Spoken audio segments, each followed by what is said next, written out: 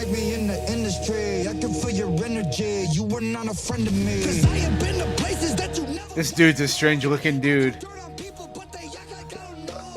Yeah. Yeah. I like him It's though. like, yeah, and I like his attitude. He reminds me he looks a little bit like Pee Wee Herman.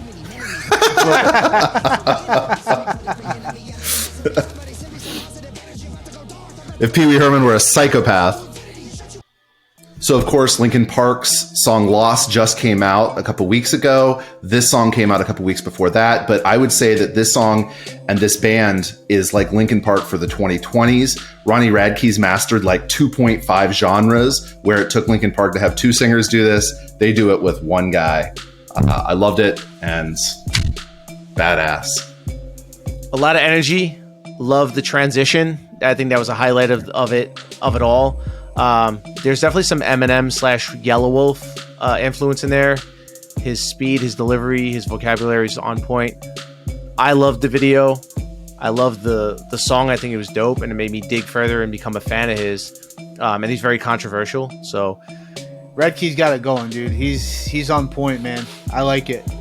yeah. I'm not really big in the rap game. I don't know much about rap, but No, he's not in the rap game. He's more like it's more of the rock rap mixture genre. It's not, I don't know. You never know. Yeah. At the rate we're going with this guy, if he has another hit, he might do a collaboration with.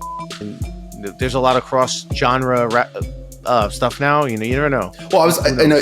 So, like Ant and I, this is not our area. Obviously, we're more into the rock, metal, punk side. I was curious about your perspective on this, Andrew, because Fantano actually said the quote was, "It was like Eminem without the talent." I know Eminem pretty well. His earlier stuff, having listened to it, like everyone did in the 2000s. But like that rapid fire delivery, Radke it's clear. He's enunciating pretty well. Like I can understand most of it. But I don't know, like from a perspective of someone who's really into hip hop and rap, how would you rate him as a rapist? An MC? Yes. not a rapist. No, a rapist. I would say honestly nowadays, because the bar is set low in hip hop, but everybody says, when my day we had, listen, I came from the Jay-Z's and the Nas's. It is what it is. It's dope. Did you read the lyrics? I watched the lyric version of this video, and the whole thing is just basically calling you to everyone. Yeah, I'm calling out everyone, and I have things to say, and you know who you are, and if you really want to come down to it, I can expose everyone. That's what he's saying in the song, and it's calling out everyone. Yeah. It's like, yo, I don't give a I'm calling out everybody. So I like that. I think lyrically, I'd say give it a 9 or a 10. I think it was really dope. It was relevant. It had some good energy to it overall, and he wasn't just saying something to say something. It's also tied into the controversy that's going on. Yeah.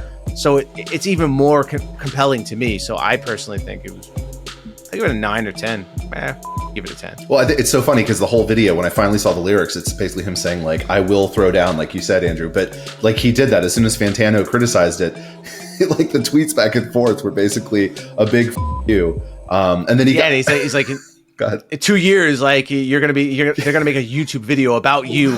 Like, where is Anthony Fantano 2 years from now? I read that. That was funny. Yeah, I knew you'd love that, Anthony.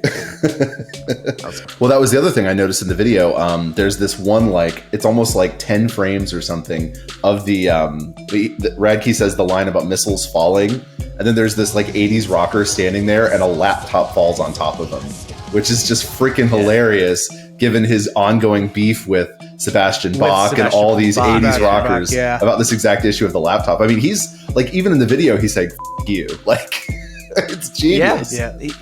It was a, I guess, so in hip hop, when you have a you have a diss record, right? You bring up, you throw your bars at the person that you have beef with, and then they get a chance to respond. And so it's in essence, it was done with rock and rap, but the style and understanding of how he was going about it was more like a diss record, and that's pretty much what it was. But it's an awesome song. Like, it's like visuals are sick, Everything's awesome. The video makes I look forward to it's like a whole new paradigm with that video. Yeah. It was interesting you said this as a diss record because, like, thinking about from the side of like hardcore punk and metal, I mean, I can think of times when bands have gone after each other, like Propaganda and NoFX are a pretty famous example in the punk world, but it's not as common as I think it is in rap. And so to hear him just like throw out these criticisms, it's a little bit different than what I'm used to. But again, it's the controversy sells. It's like Jerry Springer, and and he actually like he's been to jail for multiple years. Like he seems to actually live it. Two-year stint. So I mean, like you say, I've been places you'd want, you couldn't imagine or whatever. It's like, well, it's true. He did go to jail. Well, the whole stupid argument was about the backing tracks and how they canceled the show over a laptop. Anybody that's a musician out there uses a laptop if they're in a band for either click, triggering lights, triggering tracks, and mostly every band that I know uses tracks. And it's just insane that these older people can't accept the fact that even their older bands are using tracks. They are. Well, you're using tracks, dude. And it's like, okay. And he brought up a valid point. Everybody just found out that Paul Stanley, for all these years, has been using backing tracks while he sings.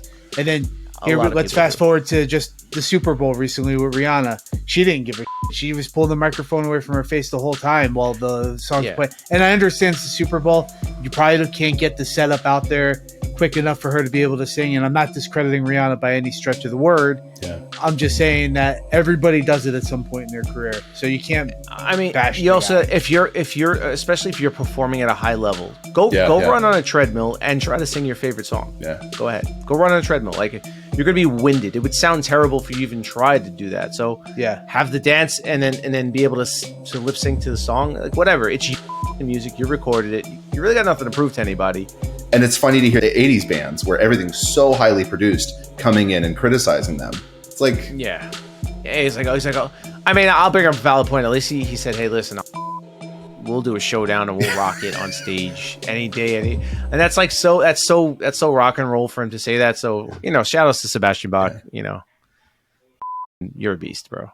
You're still a beast. You may not have your real long hair. I don't even know if that's yours still, but... The plugs look good. Yeah. As I talk, we're gonna get angry tweets. Hey, I'm bald. I'm not. Listen, I'm bald too. So yeah, I'm heading that way. I'm really curious to see what comes of this. Yeah, I hope more comes of it. I want to see more from the band. Definitely. After that, like, that was a superb performance.